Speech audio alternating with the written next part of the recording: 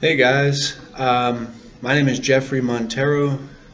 I'm currently at my school right now. So, the first question that I was kind of asked is, why did you travel away from Mashpee? And I never really was in Mashpee to grow up. So, growing up, I lived in Hyannis, which is pretty close to Mashpee. It's about a 30-minute drive. That's where all my family lived. And growing up, I always knew I was Wampanoag, and I always knew, there's a part of my family that is Wampanoag. My grandmother was very proud of that, and she always talked about it when I visited her. But the thing is, I never really was exposed to any traditions or customs that we do, any of the heritage, really. I just knew I was Wampanoag, that was about it. So, I went to some powwows growing up, but really didn't have anything else besides that. So I felt kind of like lost, especially getting close to like 18 years old, 17, 18 years old. I was like, man, I want to know a little bit more about that side of my family. So I was kind of interested, but I never really made the jump to try and like learn more. I just kind of wanted to learn a little bit, I guess, but just never did anything about it.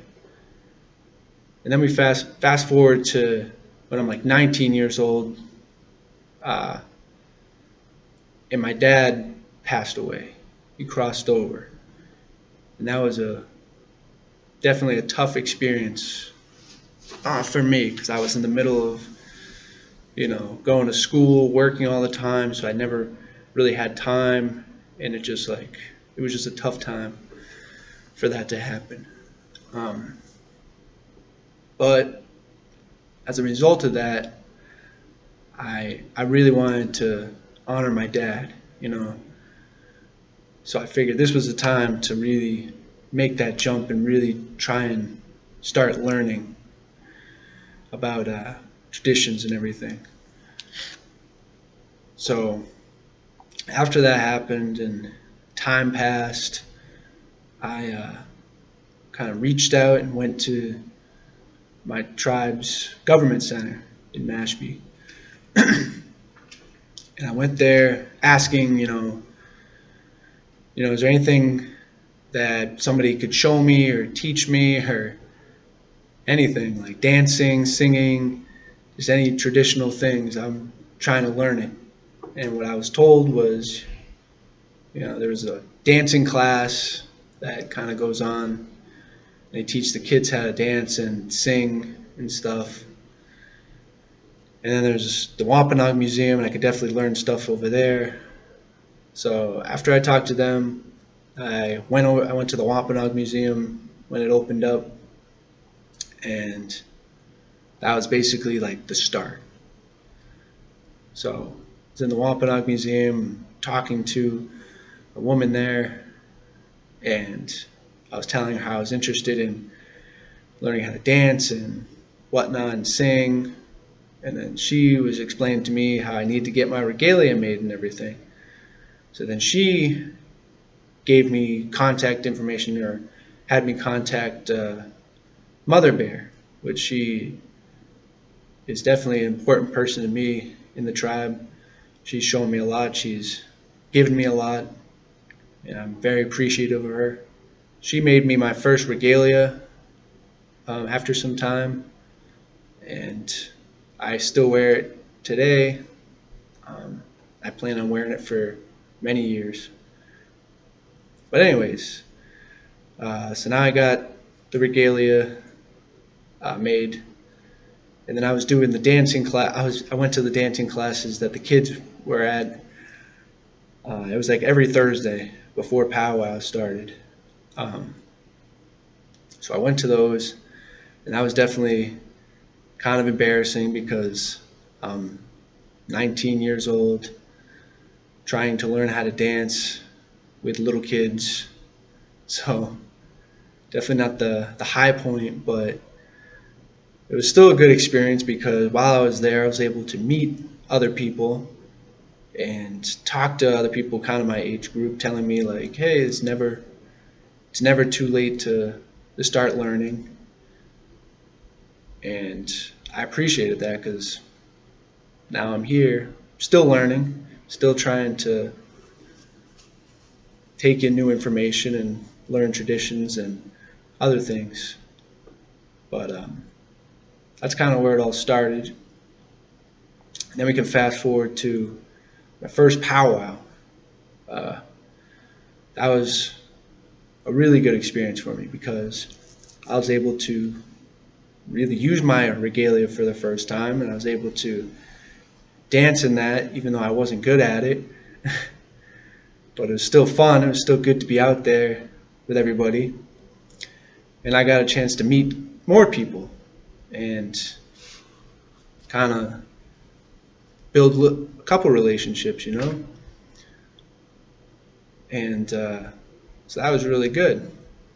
And I got to see some of my family that I haven't seen in a really long time. And they were really proud of me because I was dancing. And they knew what happened to my dad, so they thought it was great. And with that, I also was able to play fireball, and I did that for my dad, to try and ease his spirit. Because fireball is basically a traditional medicine game that you pretty much play with a ball that's on fire, and the burns that you experience is basically the pain that you're experiencing from those burns. Is you're taking that pain away from someone that you're playing for. So I played for my dad, and it was definitely a good experience. So yeah, that first powwow was a very powerful time for me, and it kind of bridged me into wanting to go to other powwows. So then this led me to another powwow that was at Bridgewater State University, and that's where I met one of the most influential people for me. His name's Andre Gaines, and he has taught me a lot about the Red Road and about traditions and ceremonies and a lot of that. So I definitely give a lot of gratitude to him. And I still am learning stuff from him. So he's definitely a big part of my life, and he's helped me a lot. He's shown me how to, clean buckskin, and he's brought me to my first sweat and just taught me a lot. So then going from that, I'm doing this 660 project right now, obviously, if I'm doing this interview, and it's just been another great experience.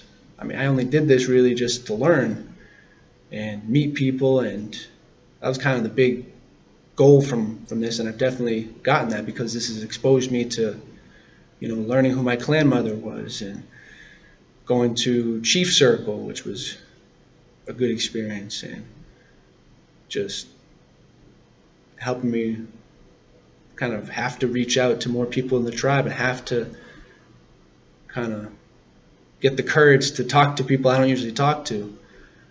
Because before all this, I really didn't know anybody in the tribe that much, So I kind of, through all these experiences, helped me build some relationships and kind of know some people. So it's been nice. But it's tough at the same time because, as I mentioned earlier, I'm in school right now, and I'm trying to get my doctorate in physical therapy. So it's just constant school. So that's why I'm doing this interview during my spring break right now, because that's the only time I have some time. But other than this, the past couple of weeks were just exams. I had about 8 or 9 exams within the last 2 weeks. So right now I'm trying to catch up on schoolwork, and I'm trying to do what I can with this. So it's tough, but I'm just trying to take as much information in as I can. And so yeah, I guess that's my my journey. My goals kind of later on in life is to be able to give back the knowledge that I've gotten from what I've learned from school, but also all the traditional things that I've been learning, and I'm hoping to learn more. And I want to be able to give that back to the next generations. And it's kind of like a lasting point, I guess I'll say, from this interview, is if there's any advice I would give to people in my boat who really weren't exposed to anything growing up and are kind of afraid that they won't be accepted or won't be able to learn anything, is that I would suggest just putting yourself out there and really trying to learn. If you're that interested, it's never too late to start, is what I was told when I started. It's never too late. So I guess that's all I have to say. We welcome all dancers into the circle at this time. All dancers stand into the circle at this time.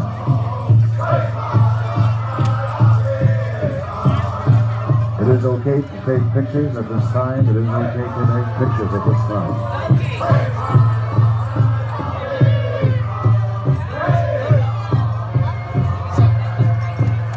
We're looking for our head dancers. There they are.